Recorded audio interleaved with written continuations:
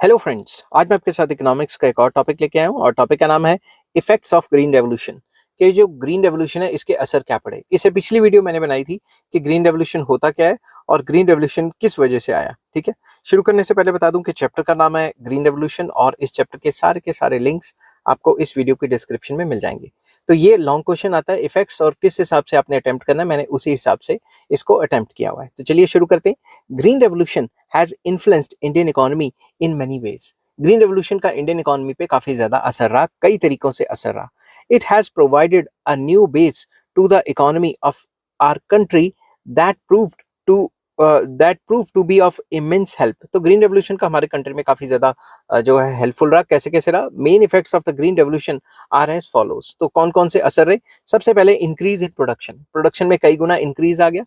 As a result of green revolution production of many crops has increase rapidly from 1967-68 onwards. तो 1967-68 से अगर आगे देखें तो प्रोडक्शन काफी ज्यादा बढ़ गई। It is clear from the following data. तो अगर आप डाटा देखो तो 1950s में फूड ग्रेन जितने बन रहे थे टोटल, राइस, व्हीट और पल्सेस जितने बन रहे थे, आपको पॉज कर करके साथ साथ डाटा लिखते ना, 67-68 में इनकी क्वांटिटी थोड़ी थोड़ी बढ़ी। मगर अब जो 2019-2020 का डाटा है, देखो कितने कितने गुना हो गए। ठीक है, 5-5 गुना से भी ज्यादा हो गए।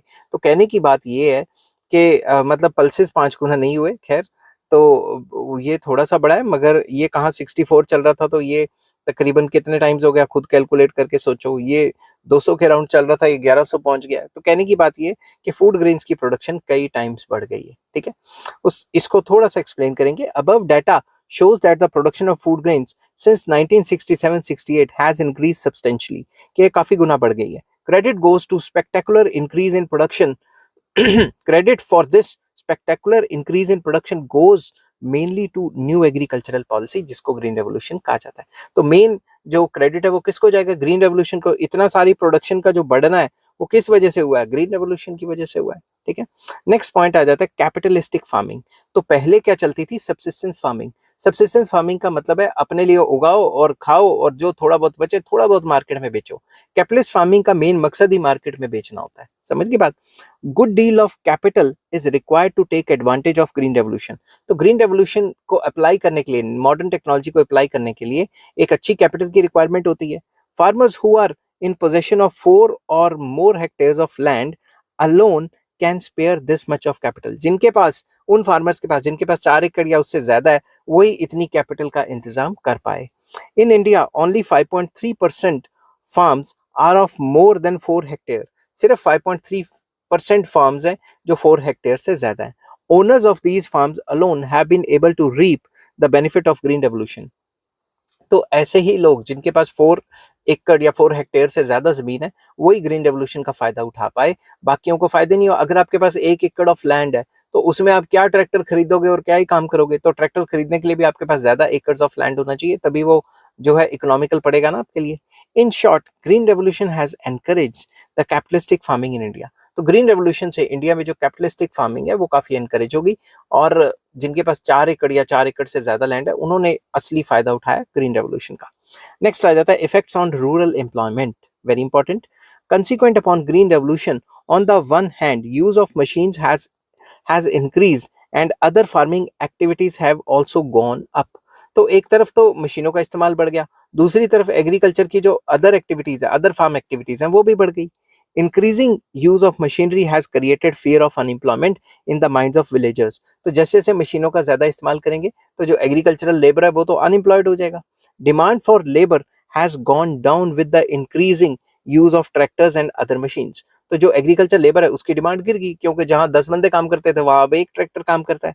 However, on account of multiple cropping and increasing use of fertilisers, demand for farm labours has looked up. तो सिंपल वर्ड्स में ये बताया गया है कि मशीनों का इस्तेमाल करने से लेबर की डिमांड तो गिर गई, मगर क्योंकि अब हम मल्टीपल क्रॉपिंग कर पा रहे हैं ग्रीन रेवोल्यूशन के बाद और फर्टिलाइजर का इस्तेमाल भी काफी ज्यादा हो गया, इसकी वजह से भी जो लेबर की डिमांड है वो पहले से ज्यादा तो नहीं हुई मगर गिरी भी नहीं। ठीक है, land owners in the states like Punjab and Haryana feel acute shortage of labours या labourers at the time of sowing and harvesting. अब जैसे पंजाब वगैरह है, हरियाणा है, यहाँ पे जो लेबर है, लेबर वो यूपी बिहार से सॉरी, यूपी बिहार वगैरह साइड से आती है, इसमें कोई बुरी बात नहीं, काम करने के लिए हम कहीं भी जा सकते हैं, तो वहां से आती है। तो अभी भी पंजाब में देखा जाए और हरियाणा में देखा जाए तो लेबर, जो एग्रीकल्चर लेबर है, उसकी शॉर्टेज हो जाती है। But gradually they are meeting this shortage by more use of machines. तो इस शॉर्टेज को पूरा करने के लिए वो मशीन्स का इस्तेमाल उन्होंने बढ़ा दिया। Hence possibility of increase in rural unemployment in the wake of green revolution can not be ruled out. तो हम ये नहीं कह सकते कि भाई अनएम्प्लॉयमेंट बिल्कुल ही नहीं है, अनएम्प्लॉयमेंट तो हुई है, और वो लोग कहाँ गए हैं, वो लोग शहरों में चले गए हैं, थोड़ा बहुत शहरों में काम करते हैं, क्योंकि शहरों में उनको जो है वेज रेट भी ज्यादा मिल जाती है, समझ की बात। तो इसको पूरा का पूरा हमने कवर करने की कोशिश की थी। जो Lewis model of unlimited labour supply है, उसके अंदर वो डेवलपमेंट इकोनॉमिक्स का टॉपिक आता है। फोर्थ पॉइंट आ जाता है prosperity of farmers. Green revolution has improved the economic condition of farmers. Farmers अमीर हो गए, their standard of living has decidedly been marked up. तो उनकी जो स्टैंडर्ड ऑफ लिविंग है वो भी बढ़ गई। Agricultural occupation has become a gainful occupation. तो एग्रीकल्चर जो ऑक्यूपेशन है वो गेनफुल ऑक्यूपेशन, प्रॉफिटेबल ऑक्यूपेशन बन गया। आजकल तो और ज्यादा ये हाल हो गया कि जो बड़े बड़े जो इंडस्ट्रियलिस्ट हैं वो भी अपने फार्म्स खरीद खरीद के वहां पे एग्रीकल्चर का काम करना शुरू कर दिया उन्होंने।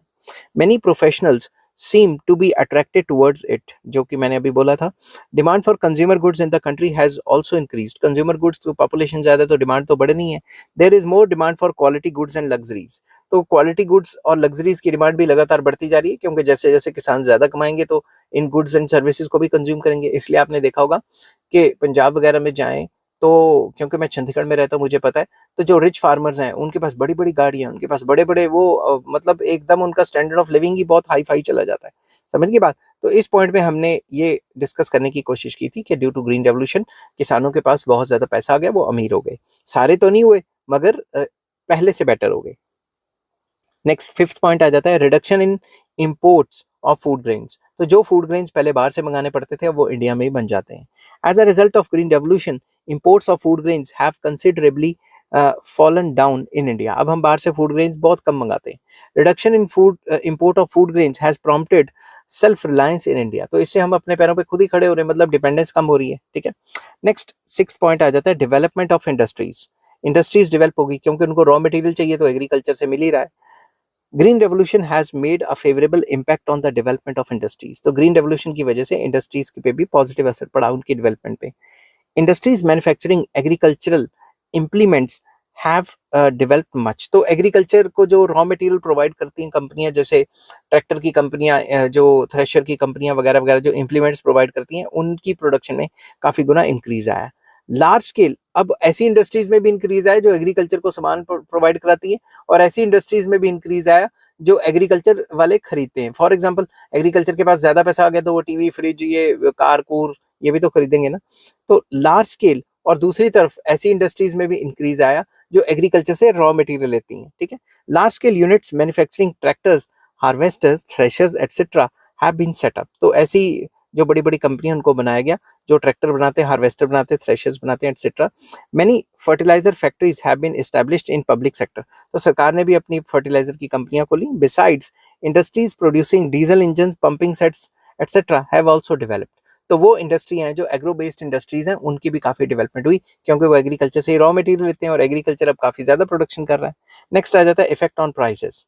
During the third plan prices specially that of agricultural goods increase rapidly. तो थर्ड प्लान में देखा जाए तो एग्रीकल्चर की प्रोडक्शन तो इतनी नहीं बढ़ी थी, मगर प्राइसेस काफी तेजी से बढ़ गए। But its pace slow down due to green revolution. तो ग्रीन रेवोल्यूशन की वजह से प्रोडक्शन ज्यादा होगी, तो उनके प्राइसेस गिरने से कंट्रोल हो गए। In spite of rapid increase in population, growth of agriculture production has helped to check the price rise within the limits. अब population इतनी बढ़ गई है, और population के बढ़ने से जो चीजें उनकी तो कमी हो जाएगी, मगर ग्रीन रेवोल्यूशन से प्रोडक्शन इतनी ज्यादा होगी कि प्राइसेस को कंट्रोल किया गया, ठीक है। The inflation rate in 2019-2020 was 4.8%. Green revolution has therefore helped in checking the tendency of rise in prices. तो ग्रीन रेवोल्यूशन की वजह से भी प्रोडक्शन बढ़ जाती है ज्यादा, और सप्लाई ज्यादा होने की वजह से प्राइसेस उतने ज्यादा नहीं बढ़ते। तो ग्रीन रेवोल्यूशन की वजह से भी फूड ग्रेन्स के जो प्राइसेस हैं वो कंट्रोल में है। नेक्स्ट आ जाता है बेस फॉर इकोनॉमिक ग्रोथ। किसी भी कंट्री ने ग्रो करना है तो एग्रीकल्चर तो मेन है ना। अगर एग्रीकल्चर ही ग्रो नहीं होगा तो बाकी चीजें क्या कर लेगा वो country. In a country like India where 17.2% of the national income is contributed by the agriculture, and 11.1% of the total exports are of agricultural products. Therefore, agriculture plays a dominant role in the economic growth. तो India की growth में agriculture का काफी important role है, क्योंकि अभी भी 17.2% national income का एग्रीकल्चर से आता है, और जितना भी एक्सपोर्ट होता है उसका 11.2% एग्रीकल्चरल गुड्स का एक्सपोर्ट होता है। ठीक है, तो एग्रीकल्चर को डेवलप करना काफी इंपॉर्टेंट है, ये डेवलप होगा तभी देश तरक्की करेगा। Green revolution has promoted agricultural growth, which in turn has helped in stimulating growth in industrial and tertiary sector. तो बेसिकली ये कहा कि एग्रीकल्चर सेक्टर ग्रो करेगा तो बाकी सेक्टर जो है इंडस्ट्रियल सेक्टर और टर्शरी सेक्टर, जिसको सर्विस सेक्टर भी कहा जाता है, वो भी ग्रो करेगा। नेक्स्ट आ जाता है effect on consumers. According to national sample survey, NSS वालों का सर्वे हुआ था, 57% of the income was spent on food in rural areas and 44% of the urban areas in the year 2009 and 10। तो तकरीबन 57% जो है रूरल एरियाज में जो भी लोग रहते हैं उसका 57% वो अपनी इनकम का खाने के ऊपर खर्च करते हैं, और अर्बन एरियाज में ये परसेंटेज 44% है। तो खाने के ऊपर इतना खर्च करते हैं तो खाना तो प्रोड्यूस होना ही चाहिए ना। Hence, fall in the prices of agricultural products considerably influences the budget and standard of living of the consumers। तो अगर प्राइसेस गिरते हैं तो लोगों का स्टैंडर्ड ऑफ लिविंग अच्छा हो जाता है, क्योंकि वो ज्यादा खाना खाएंगे। ठीक है, अब प्राइसेस तो आपको पता है इतने तो गिरते नहीं है जितने गिरने चाहिए। Green revolution has proved helpful in balancing their budget and raising their standard of living. तो ग्रीन रेवोल्यूशन की वजह से जो फैमिलीज हैं उनके बजट को एक पॉजिटिवनेस मिलती है कि प्राइजेज इतनी तेजी से नहीं बढ़ते, और उनका स्टैंडर्ड ऑफ लिविंग भी बढ़ता है, क्योंकि अलग अलग क्वालिटी के जो प्रोडक्ट्स हैं, जो एग्रीकल्चरल प्रोडक्ट्स हैं, वो मार्केट में अवेलेबल हो जाते हैं। Plugging back of profits, very important. Another effect of green revolution is that now the farmers plug back their increased income into the farms। तो वो अपना जो प्रॉफिट है कमाया हुआ वो फिर से री इन्वेस्ट कर पाते हैं फार्म्स के अंदर। Farmers invest a part of their income in the development of the agriculture, like long-term investment in improvement of land, irrigation facilities and agricultural implements। तो जो भी उन्होंने पैसा कमाया है वो मॉडर्न टेक्नोलॉजी के ऊपर लगा देते हैं, ताकि फ्यूचर में लॉन्ग रन में उनकी एग्रीकल्चर की प्रोडक्शन एंड प्रोडक्टिविटी बढ़ती रहे और उनके प्रॉफिट्स बढ़ते रहें। Increase in trade, very important। Because of green revolution, agricultural production has increased। मतलब ग्रीन रेवोल्यूशन की वजह से प्रोडक्शन तो बढ़ी है। It has increased marketable surplus या market surplus of agro products, which in turn has expanded domestic and foreign trade। तो जब प्रोडक्शन बढ़ गई है तो इससे डोमेस्टिक ट्रेड भी बढ़ गया और हम बाहर एक्सपोर्ट वगैरह भी कर देते हैं। Now surplus agriculture products are even exported. तो जो भी हमारे पास सरप्लस है वो एक्सपोर्ट कर देते हैं, तो बाहर से डॉलर आ जाते हैं। बैलेंस ऑफ पेमेंट जो अनफेवरेबल है उसको भी थोड़ा सा मतलब फेवरेबल तो नहीं कर पाए, मगर अनफेवरेबल को रिड्यूस कर पाए।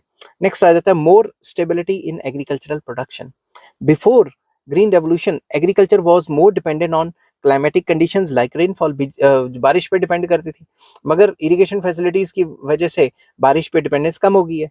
But green revolution has promoted irrigation facilities and other modern techniques in agriculture। Now, agriculture is less vulnerable to adverse climatic conditions like drought। अब सूखा पड़े ना पड़े कोई चक्कर नहीं, इरिगेशन फैसिलिटीज तो है ही है।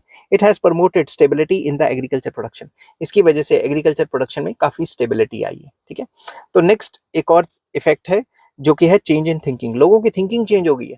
जो पहले पुराने तरीके से काम करना चाहते थे वो मॉडर्न टेक्नोलॉजी को इस्तेमाल करना चाहते हैं, क्योंकि उन्होंने देखा है कि एग्रीकल्चर प्रोडक्शन एंड प्रोडक्टिविटी में काफी तेजी से इंक्रीज आया है due to green revolution. In an UDC मतलब under developed country, in an under developed country like India where most of the farmers are illiterate, orthodox and superstitious, green revolution has made a significant impact। तो ऐसा country, India जैसा country जहाँ पे ज्यादातर farmers अनपढ़ हैं, Orthodox और superstitious है, मतलब पिछड़ी सोच के हैं और वहमी है। ठीक है, और एग्रीकल्चर की वजह से काफी जो है इनके ऊपर इम्पैक्ट पड़ा है। Indian farmers were averse to any change in the time old methods of cultivation. उनको पुराने जमाने की टेक्निक तो पता है। दे आर फेटलिस्ट, वो फेटलिस्ट है, अंधविश्वासी हैं। दे held that they held their fate responsible for the poverty and low productivity of the land। वो कहते थे पॉवर्टी एंड प्रोडक्शन वगैरह ये कम इसलिए नहीं है क्योंकि मॉडर्न टेक्निक इस्तेमाल नहीं करते, इसलिए क्योंकि हमारी किस्मत ही खराब है। ठीक है, तो वो हर एक चीज को किस्मत में ले आते थे। They thought it impossible to make an improvement in their lot. तो सिंपल वर्ड्स में जो उनकी किस्मत है वो कहते थे हमारी तो भाई रब ने जो लिख दी किस्मत वैसी की वैसी रहेगी, तो अपनी किस्मत को रोते रहते थे। But green revolution has revolutionised their outlook and thinking. Green revolution ने उनकी थिंकिंग चेंज कर दी। They have come to realise that with the help of science they can transform their misfortune into fortune. तो science की मदद से वो अपनी किस्मतें बदल सकते हैं और मॉडर्न मेथड्स को यूज करके वो जो पुरानी सोच के थे उनकी सोचें पुरानी नहीं रही। ठीक है, तो वो कंक्लूड करते, prior to the advent of green revolution, most of the politicians and economists believed that agriculture will not be able to make any significant contribution to economic development because because steeped in century old ignorance the farmers may not be able to adopt new technology। Green revolution के पहले बात करें तो ज़्यादातर economist and politicians ये सोचते थे कि भाई एग्रीकल्चर इतना ज़्यादा इंपॉर्टेंट कंट्रीब्यूशन नहीं दे सकता क्योंकि हम पुरानी टेक्नोलॉजी यूज़ करते हैं और लोग भी पिछड़े हुए हैं, वो मॉडर्न टेक्नोलॉजी को नहीं मतलब अडॉप्ट करेंगे। But green revolution has exploded this myth. इस जो सोच थी उसको उड़ा दिया ग्रीन रेवोल्यूशन ने। Now politicians and economists of underdeveloped countries are increasingly recognizing the significance of agriculture along with the industry to achieve the objective of economic development। तो आजकल जो politicians और economists वो ये मानते हैं कि एग्रीकल्चर को बढ़ावा देना काफ़ी इंपॉर्टेंट है। अगर पूरे के पूरे देश की तरक्की करनी है तो एग्रीकल्चर जो है वो भी इंपॉर्टेंट है इंडस्ट्रियल सेक्टर के साथ साथ, तभी देश तरक्की कर पाएगा। आई होप ये वीडियो आपको पसंद आई होगी। अगर पसंद आती है तो please like share and subscribe. Chapter का नाम था ग्रीन रेवोल्यूशन और इस चैप्टर के सारे लिंक्स आपको इस वीडियो के डिस्क्रिप्शन में मिल जाएंगे। नेक्स्ट टॉपिक के ऊपर मैं वीडियो बनाऊंगा इवैल्यूएशन ऑफ ग्रीन रेवोल्यूशन, मतलब इसमें मैं डिस्कस करूंगा मेरिट्स, डीमेरिट्स या एडवांटेजेस एंड डिसएडवांटेजेस क्या रहे ग्रीन रेवोल्यूशन के। Till then take care, bye bye.